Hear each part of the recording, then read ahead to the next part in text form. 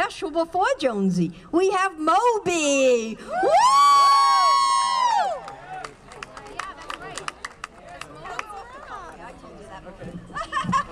Hi, everybody. So, Linda had emailed me and asked me to share some Ramone stories. And I had this experience a couple years ago. I was born in Harlem in 1965, and I grew up in and around New York. And I first heard the Ramones on WNEW, and I'm waiting for some old New Yorker in the audience to have some flash of recognition. Are there any other middle-aged? Okay, yeah, WNEW. So it's polite of you to cheer even if you don't know what I'm talking about. So I had this experience, you know, in the Lou Reed song Rock and Roll, when he talks about the woman in her bedroom and she hears rock and roll on the radio for the first time and her life has changed?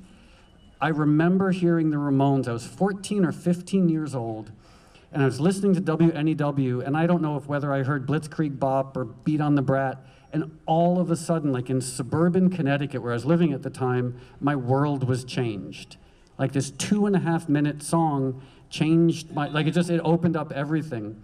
And then my friends and I cut our hair, and we became punk rockers, and we discovered the Sex Pistols, and we started going to CBGBs.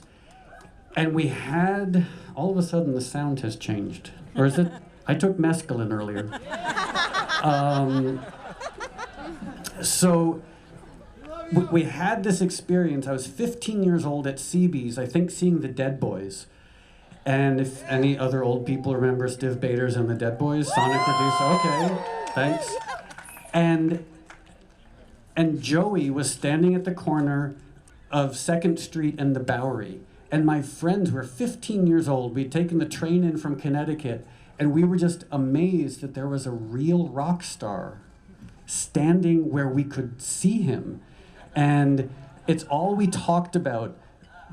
And I hope this isn't a bad thing to say, but the entire train ride back and the entire next day, we had this huge argument about whether it was Joey or Johnny. And the argument continued, and we thought that the Ramones, all their names were interchangeable. So we didn't know that they each laid claim to one individual name. So we thought that we had seen Joey, Johnny, Tommy, Dee Dee, etc. Like they just all shared this one name. And then in closing, so a couple years ago, I was back on that same street corner and I saw the news that Tommy had died. And I couldn't believe it. I was like back on the Bowery, and I was like, wow, it was 30 some odd years ago that I first saw Joey standing here. And at that moment, 3 Wall Street employees walked by talking about the easiest way to get to East Hampton from Manhattan. And that was when I realized that moving to LA was one of the smartest things I ever did. So thanks.